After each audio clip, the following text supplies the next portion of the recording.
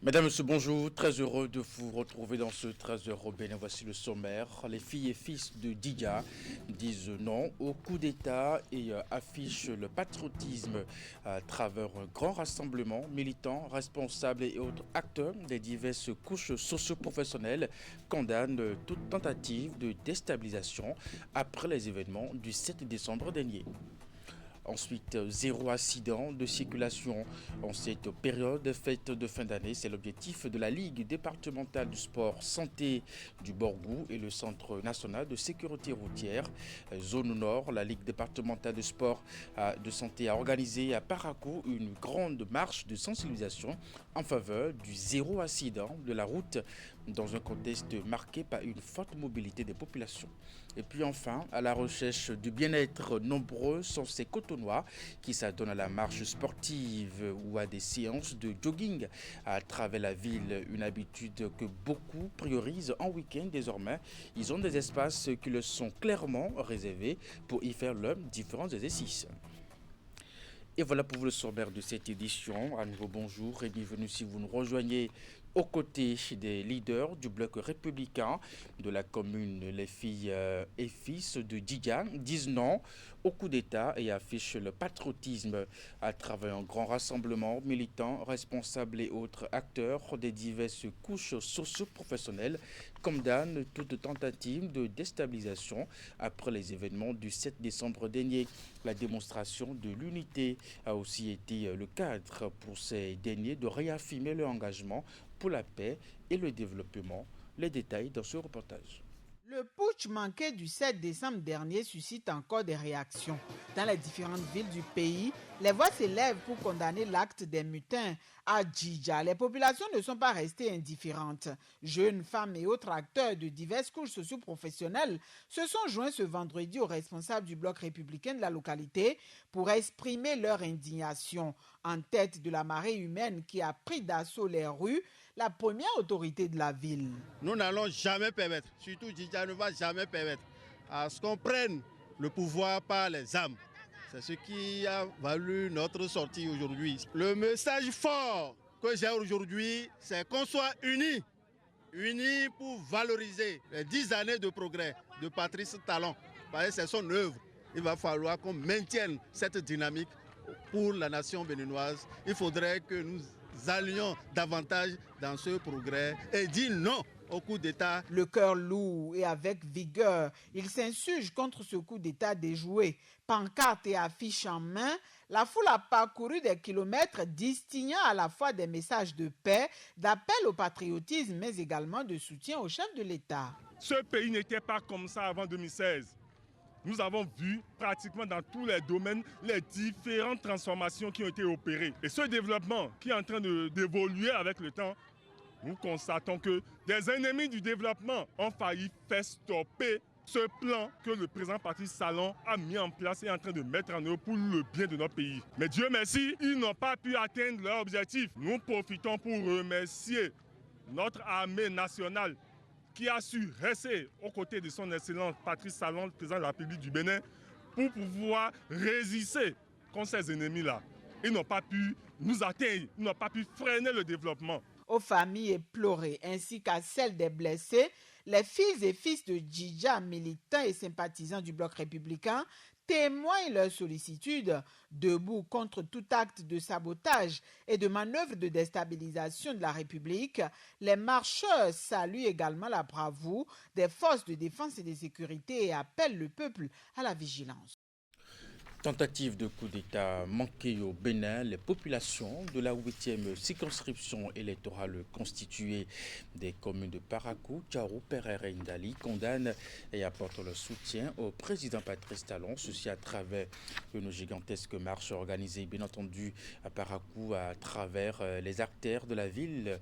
La marche démarrée à la place Mathieu Kérékou a traversé le carrefour Aka et fils et le marché Katé Dépôt avant d'échouer à la mosquée du domicile de l'immeuble du même quartier et bien entendu encadré par la police républicaine. Voici les images.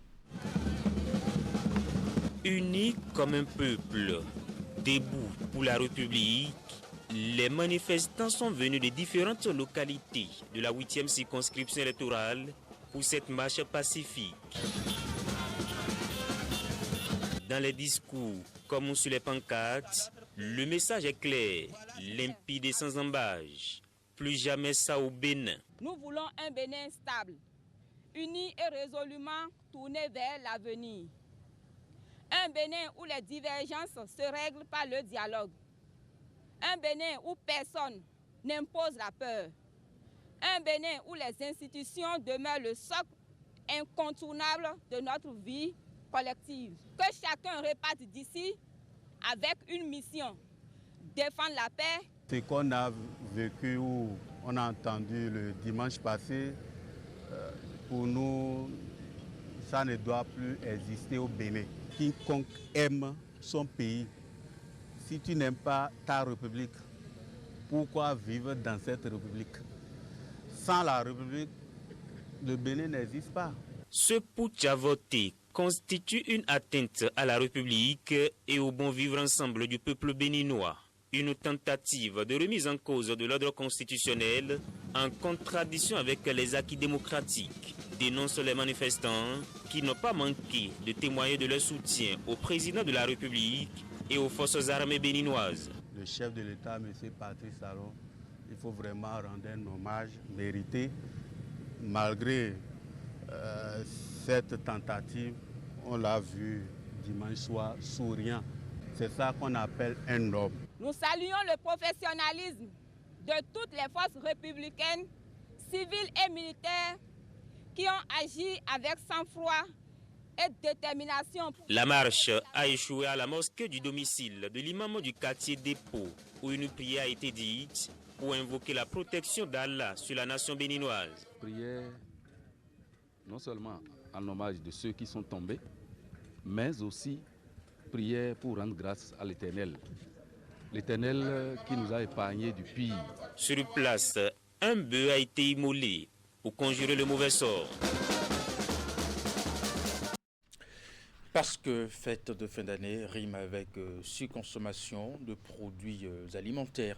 Les équipes de l'Agence béninoise de sécurité sanitaire des aliments sont de nouveau sur le terrain. Objectif contrôler la qualité des articles mis en vente sur le marché. Le lancement officiel de cette campagne s'est déroulé au siège de la structure en présence de représentants de ministères sectoriels, cérémonie au terme de laquelle les agents ont été déployés pour sillonner quelques commerces de la ville de Cotonou.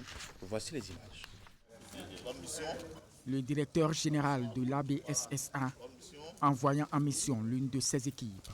Quelques minutes plus tard, voici les missionnaires à l'entrée de ce supermarché situé dans la ville de Cotonou. Après une petite concertation, le groupe se déploie dans les rayons du showroom. Des boissons à la fromagerie, en passant par les épiceries, les produits pour bébés et les réfrigérateurs, la qualité des articles et les conditions de conservation sont minutieusement inspectés par des yeux avertis. Nous avons constaté que les produits sont conservés dans les conditions requises. Et du point de vue qualité maintenant, nous avons fait quelques exercices en retournant les bouteilles. Les bouteilles, il n'y a pas écoulement. Nous souhaitons que de ces contrôles-là se passent de temps en temps pour nous donner toujours un honneur, un privilège de montrer à la population qu'effectivement nous sommes dans de vrai. Après cette étape, l'équipe composée d'agents de l'ABSSA et de cadres du ministère sectoriel s'intéresse à cette chambre froide pour le même exercice. La température de froid exigée est respectée. Nous avons constaté également que ceux qui manipulent les poissons et les produits carnés sont en tout cas en santé. Et le contrôle qui est fait aujourd'hui se base beaucoup plus sur la provenance des produits, la date limite de consommation, la date d'utilisation optimale, la chaîne de froid, voici la chaîne de froid est rompue ou pas, les emballages.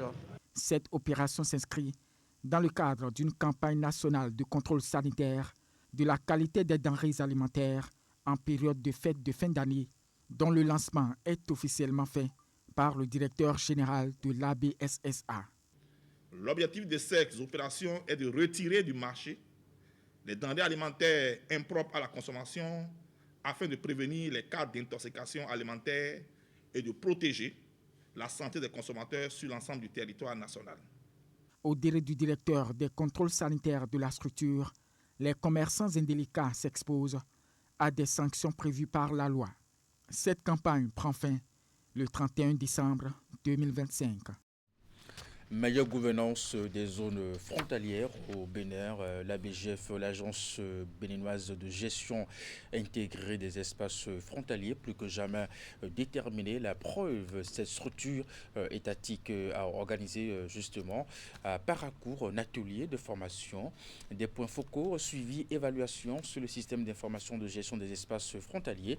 Un atelier qui se tient à la préfecture de la cité des Kobourou et qui vise à doter ces points focaux venus des communes des 4 départements du Nord, des notions nécessaires pour la collecte des données sur le terrain. La cérémonie d'ouverture présidée par le secrétaire général de la préfecture a connu la présence du représentant du ministre de l'Intérieur ainsi que du directeur général de l'ABGF, Jacques Tegbé, Socrate Adantodé.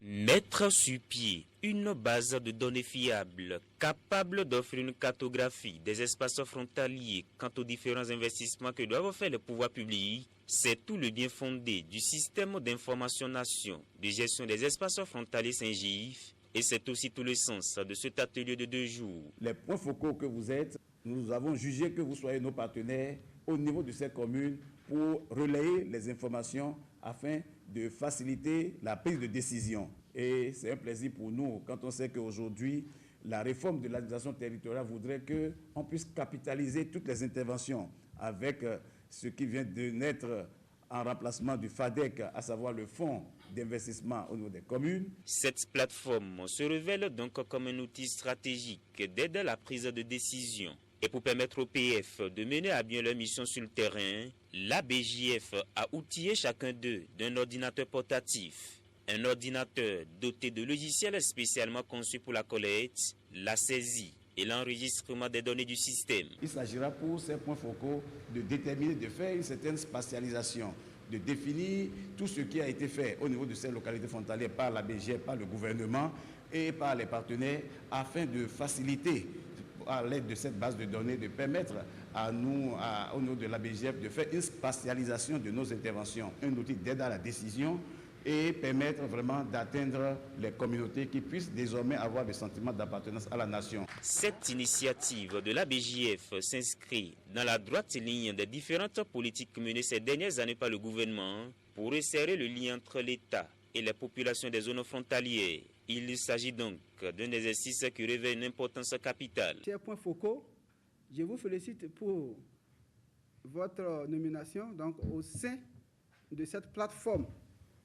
C'est une invite à plus d'engagement pour mieux gérer donc, nos espaces et offrir de meilleures conditions de vie socio-économiques, culturelles et environnementales à nos concitoyens et leur montrer effectivement que l'État est avec eux. Il faut dire que les participants sont venus entre autres des communes de Tchaourou, Basila, Malanville et Boukoumbe. Le même atelier sera organisé les 11 et 12 décembre à Dassazoumen afin de couvrir les 36 communes frontalières que compte le Bénin.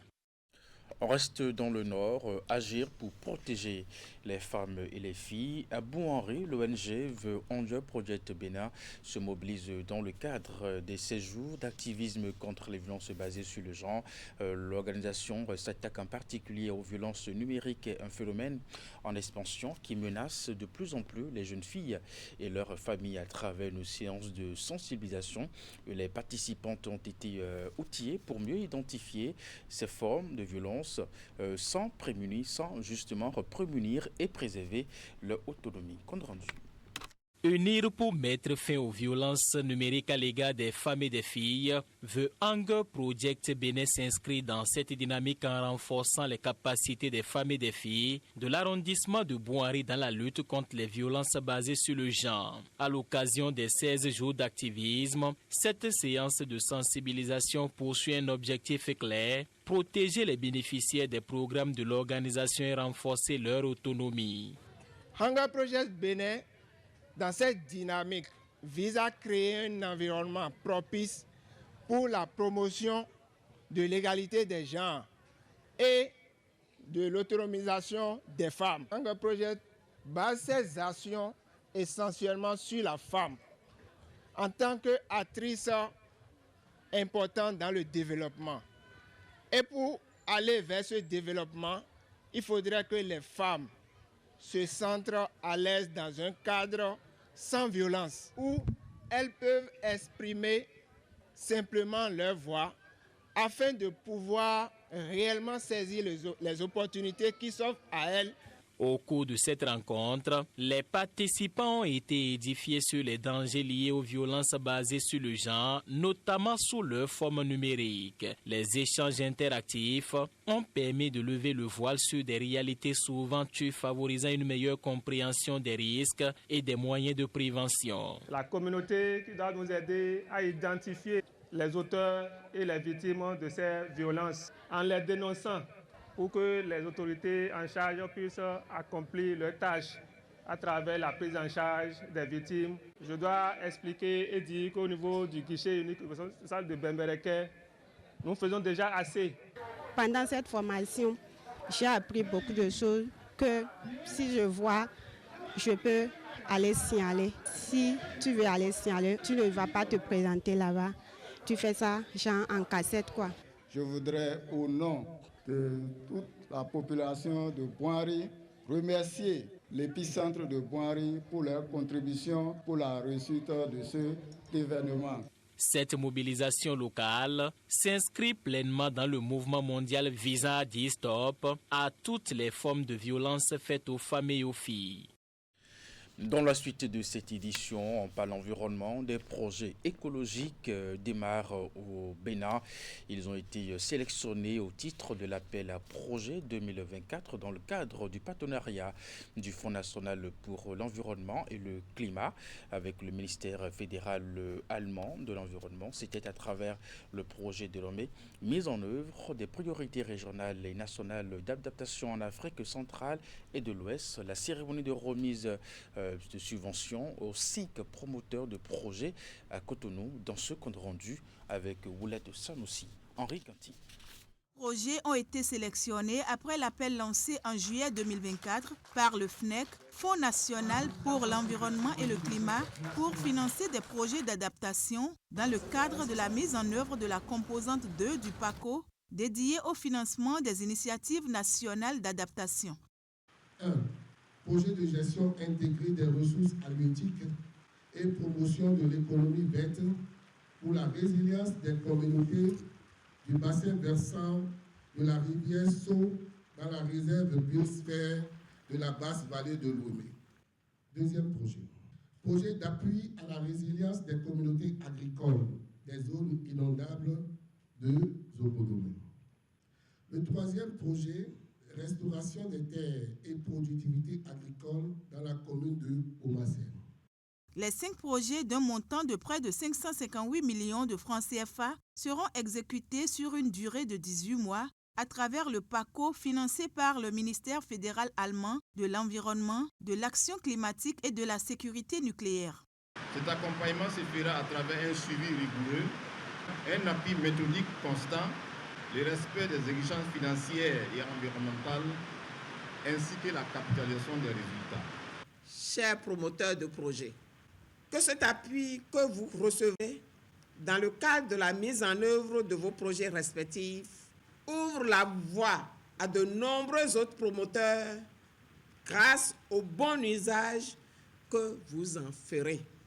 Les projets sélectionnés seront mis en œuvre dans les communes de Gogounou, Perere, Bomassé, Zobodomé, Zé et Souava. Occasion pour les bénéficiaires de remercier le FNEC et les partenaires et de réaffirmer leurs engagements, à savoir professionnalisme et rigueur, transparence et redevabilité. Nous mesurons la responsabilité qui est désormais la nôtre. Que chacun dans son rôle joue sa partition pour que ces projets que nous portons aujourd'hui soient un véritable levier de transformation positive pour nos populations. Le programme PACO vise à améliorer la résilience et les capacités d'adaptation au changement climatique des populations des pays cibles. Et les défis climatiques auxquels fait face le Bénin exigent des solutions concrètes, adaptées et inclusives.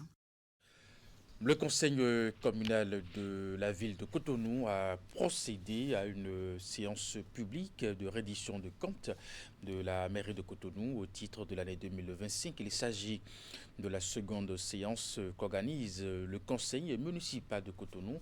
Cette année, elle a réuni les 7 arrondissements exemptés de la première phase. Cette séance de partage avec les populations s'est déroulée à la maison des jeunes d'Agla avec la présence effective du premier maire, bien entendu, de Cotonou, le maire Luc Setondia-Tropo. La minute de silence, signe de compassion pour les événements du 7 décembre 2025, ouvre cette rencontre publique de réédition de comptes à la mairie de Cotonou au titre de l'année 2025. Une réunion biannuelle accentuée sur le bilan des grandes réalisations de la 4e mandature du conseil communal. Elle permet ici aux autorités municipales et aux populations du 7e au 13e arrondissement de Cotonou de passer en revue les progrès enregistrés dans la ville ces derniers mois et d'identifier les défis.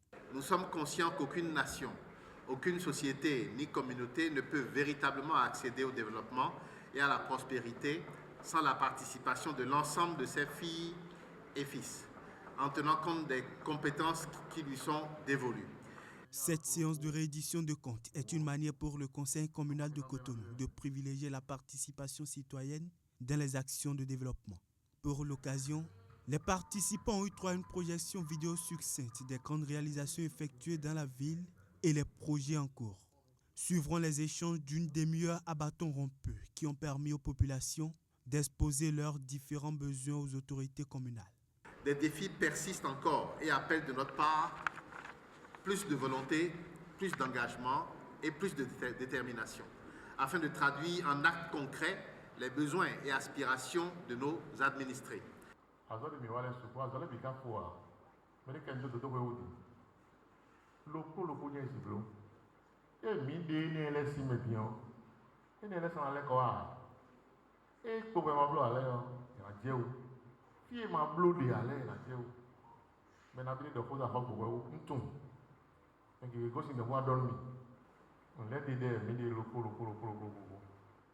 Luc Setondia-Tropo rassure ici les populations des 7 derniers arrondissements de la municipalité, des nombreuses actions en cours et celles à venir pour satisfaire leurs besoins.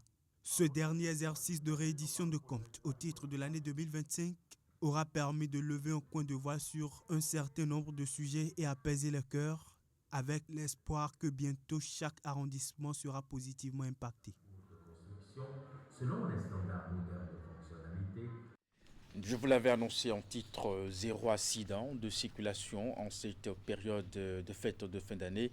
La Ligue départementale de sport santé du Borgou et le Centre national de sécurité routière zone nord unissent leurs efforts pour atteindre cet objectif. À cet effet, la Ligue départementale de sport santé a organisé à Parakou une grande marche de sensibilisation en faveur du 0 accident de la route dans un contexte marqué par une forte mobilité des populations parties du Carrefour Bioguera de Parakou. Les participants ont sillonné plusieurs artères de la ville arborant des messages de prévention et appelant les usagers au respect du code de la route. Voici les images. À l'initiative de la Ligue départementale de sport santé du Borgou, cette grande marche de sensibilisation partie de la place Bioguera vise un double objectif: alerter les usagers de la route sur les dangers liés au comportement à risque en cette période festive et apporter un appui citoyen à la campagne Zéro Accident conduite par le Centre national de sécurité routière zone nord. Pour donner plus de portée à cette action, les éléments de l'Agence nationale de protection civile et de la police républicaine ont joint leur voix à celle des marcheurs. À chaque point d'arrêt, un même message a été martelé: unir les efforts pour garantir la sécurité sur les routes et réduire considérablement les accidents de circulation. Nous marchons aujourd'hui dans les rues de Parakou, non seulement pour montrer notre engagement, mais surtout pour rappeler que la sécurité routière est une cause commune. Le Centre national de sécurité routière, à travers son annexe régionale, travaille quotidiennement à réduire ces risques. Mais nous savons que nos actions ne peuvent être pleinement efficaces sans la participation de tous. Le CNSR a révélé que Parakou est la première ville accidentogène du Bénin. Cela veut dire que nous enregistrons plus de cas d'accidents à Parakou que dans les 76 autres communes. Alors nous avons initié cette marche pour sensibiliser la population sur le respect du code de la route afin de réduire sensiblement les cas d'accident. Un constat alarmant selon les acteurs impliqués qui appellent à la multiplication des actions de sensibilisation. L'objectif recherché, c'est d'avoir 0 accident sur nos routes. Nos frères et soeurs qui sont tombés, qui sont dans les hôpitaux, ne peuvent plus participer au développement de notre pays. Par conséquent, on mettra tous les moyens en œuvre pour que le 0 accident sur nos routes soit effectif. Il y a lieu de sensibiliser nos parents, nos frères sur le port de casque. Donc nous invitons tous à sensibiliser les parents aussi pour nous aider dans ce sens-là. À travers cette marche, la Ligue départementale de sport santé du Borgou réaffirme ainsi son engagement aux côtés des autorités et des populations pour des routes plus sûres, surtout en cette période de réjouissance de fin d'année. Et pour finir cette édition, à la recherche de bien-être, nombreux sont ces Cotonois qui s'adonnent à la marche sportive ou à des séances de jogging à travers la ville. Une habitude que beaucoup priorisent en week-end. Désormais, ils ont des espaces dédiés, justement aménagés, clairement réservés pour y faire leurs différents exercices. Une équipe de Canal 3 Télévision est descendue sur le terrain pour observer justement ces séances de marche. Voici les images. La marche sportive, cette pratique qui intrigue et à laquelle beaucoup s'adonnent pour des raisons de bien-être physique et mental. Ce samedi matin, sur le tronçon fin pavé Fitro 7 Togbendaro, l'atmosphère est identique à celle de chaque matinée de week-end pour ses habituels usagers. Seuls ou en de petits groupes, ces hommes et femmes sacrifient à une tradition matinale ou hebdomadaire. Pendant que certains y vont avec moins de rigueur et en toute sérénité, d'autres y mettent un peu plus de rythme. C'est mon quotidien et c'est très bon pour maintenir un équilibre au niveau de la santé. C'est vrai que je le fais pas vraiment en semaine, mais le samedi c'est devenu comme une obligation, c'est comme une messe qu'il faut aller célébrer, quoi. Je fais un peu le sport pour me détendre un peu. C'est très important de faire le sport tous les matins, au moins 30 minutes. Ce matin, je suis en train de marcher sur la terre, je vais dire, pour piétons. Et à mon retour, je vais passer de l'autre côté pour pouvoir marcher dans le sable, afin de faire fonctionner les muscles. Grâce aux nombreux aménagements des artères dans la ville de Cotonou, ces sportifs s'adonnent désormais à leur sport matinal dans un couloir où ils ne sont ni dérangés par les motocyclistes ni des véhicules. À côté de ceux qui marchent, certains préfèrent des joggings et d'autres font du vélo. De toute façon, chacun à sa manière et de son côté avance avec la certitude d'apporter un plus à sa santé. Aujourd'hui, on peut se gosier d'avoir quand même une bonne infrastructure, des endroits où on peut facilement marcher. Autrefois, c'était un peu difficile, mais aujourd'hui, maintenant, sincèrement, c'est une fierté. Vraiment, ce que le gouvernement fait pour le sport, on doit l'applaudir très très fort, parce que le sport c'est la santé. Ça fait plaisir de marcher dans un couloir qui est réservé vraiment pour les piétons. Vous n'êtes pas dérangé par les voitures, vous marchez, vous pouvez écouter la musique, vous pouvez suivre les informations. Et vous avez le vent marin qui vient, qui vous arrose. Je crois que c'est quelque chose de très bien. Désormais, ces hommes et femmes se retrouvent chaque week-end pour leurs diverses pratiques sportives dans de bonnes conditions. Que ce soit aux abords des artères ou principalement dans ce couloir pour piétons sur le tronçon fin pavé Fitro 7 Togbendaro, chacun d'eux fait ses mouvements pour son bien-être sans aucune difficulté. Là, allez, 1, 2, 3, 4, 5. Et c'est la fin de cette édition. Merci de l'avoir suivi, de votre fidélité à nos programmes. À 16h, votre bulletin d'information, 19h30, la grande édition de la soirée. Juste après votre émission, l'info continue. Portez-vous bien et à très bientôt.